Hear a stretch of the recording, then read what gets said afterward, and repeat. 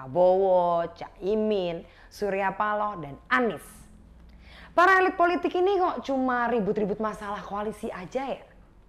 Kan dampaknya jadi anak-anak muda pada muak sama berita politik beginian. Bahkan bukan cuma anak muda nih ya, semua lapisan masyarakat kita juga muak. Kalau udah begini, gak heran sih kalau selalu muncul ungkapan bahwa politisi cuma ngomong kosong doang, rakyat diabaikan.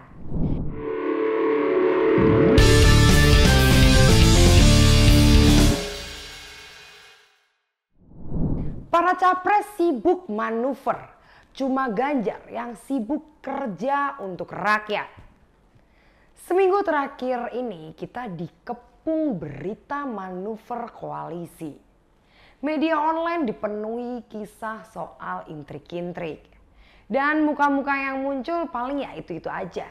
Prabowo, Caimin, Surya Paloh, dan Anies. Para elit politik ini kok cuma ribut-ribut masalah koalisi aja ya? Kan dampaknya jadi anak-anak muda pada muak sama berita politik beginian. Bahkan bukan cuma anak muda nih ya, semua lapisan masyarakat kita juga muak. Kalau udah begini, gak heran sih kalau selalu muncul ungkapan bahwa politisi cuma ngomong kosong doang, rakyat diabaikan. Ya nyatanya selama heboh-heboh isu koalisi ini kita gak pernah tuh disajiin hal-hal nyata dan konkret. Seakan-akan semua jagoan yang maju di 2024 cuma sibuk ngurus koalisinya doang. Tapi apa ya semua capres kayak gitu? Apa semua jagoan yang maju di 2024 itu gak peduli sama masalah rakyat? Nah, disinilah sosok yang maju di 2024 teruji. Dan kita sendiri bisa lihat apa mereka itu benar-benar nyapres untuk rakyat atau cuma haus kekuasaan.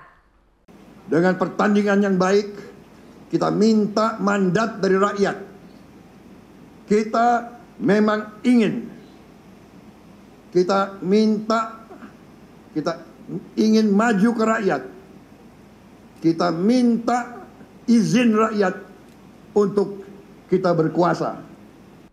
Ketika para elit politik sibuk ngurusin manuver dan tetek bengek soal koalisi, di sisi yang lain cuma Pak Ganjar aja nih yang kesana kemari sibuk kerja. Ingat loh ya, sibuk kerja. Dia nggak sibuk petantang petenteng melobi elit partai. Dia juga nggak sibuk warawiri antar koalisi. Lihat aja Instagram dan TikTok beliau.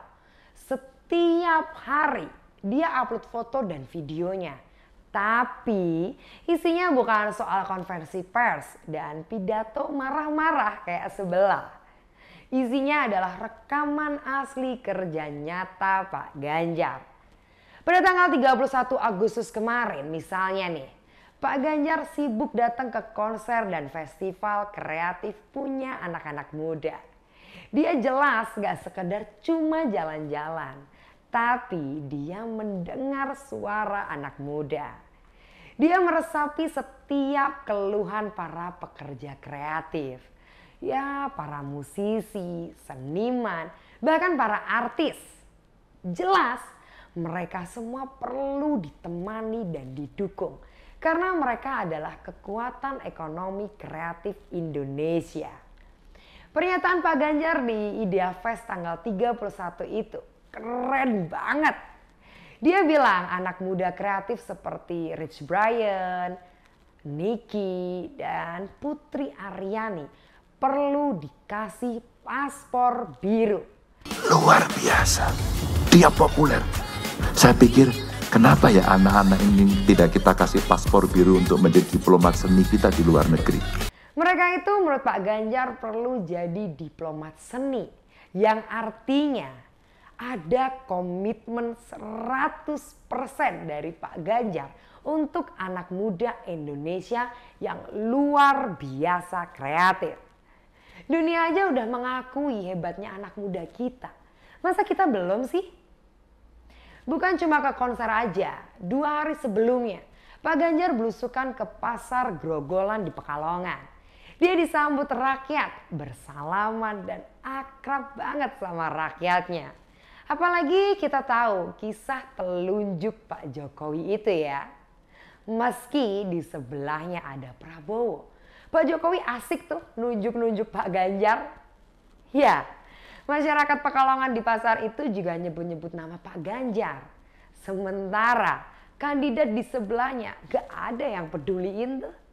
Rakyat di pasar cuek aja sama Prabowo. Mungkin mereka juga bertanya-tanya, emangnya siapa sih Prabowo itu? Menteri yang ngurusin pesawat bekas kan ya dia?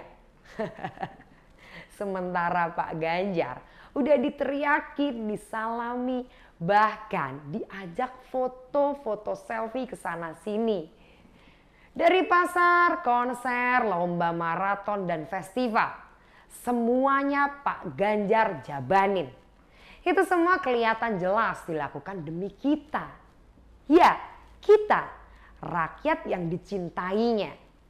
Dan yang terakhir, Pak Ganjar gak cuma ngurus pasar dan anak muda kreatif. Pak Ganjar pada tanggal 2 September kemarin kedatangan anak-anak difabel di rumah dinasnya. Setelah lari maraton bareng rakyat paginya, Pak Ganjar langsung nyambut anak-anak difabel di rumahnya.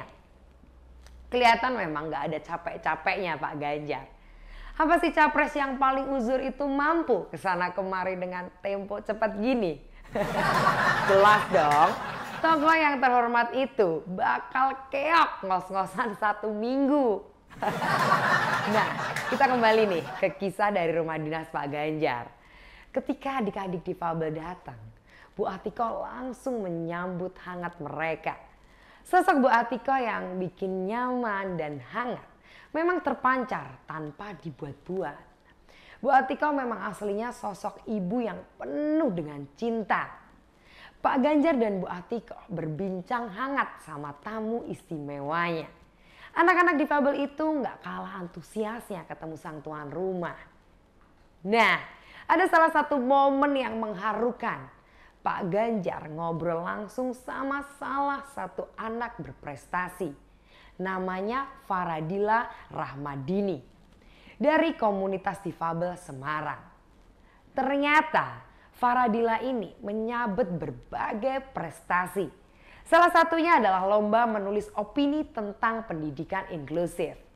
Faradila bilang ke Pak Ganjar, banyak orang masih memandang kita difabel itu nggak mampu dan cacat. Dalam momen itu terjadi dialog yang penting bahwa anak-anak difabel nggak bisa terus dipandang dengan sebelah mata. Pak Ganjar dan Bu Atiko jelas memberi dukungannya. Mereka memberi hati dan telinga untuk anak-anak difabel bersuara. Dari pasar sampai festival, dari rumah dinas sampai arena lari maraton.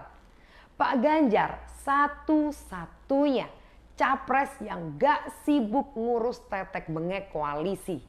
Padahal persis pada hari-hari ketika Pak Ganjar sibuk, seluruh ruang politik kita dikepung oleh intrik-intrik tentang koalisi doang. Kita nggak perlu repot-repot menyeleksi dan memilah para jagoan yang maju di 2024. Kita cukup melihat dan menyimak dengan hati yang terbuka. Kita cukup mengamati siapa yang sibuk melayani rakyat dan siapa yang sibuk ngurus intrik-intrik politik. Kalau para capres hanya ngurus intrik, ngapain kita pilih? Soalnya apa bedanya mereka sama para penjudi? Mereka itu mungkin cuma ngelihat politik sebagai permainan yang penuh untung-untungan. Kelihatan dari tindakannya, mereka nggak melihat politik sebagai ruang untuk mendengar suara-suara rakyatnya.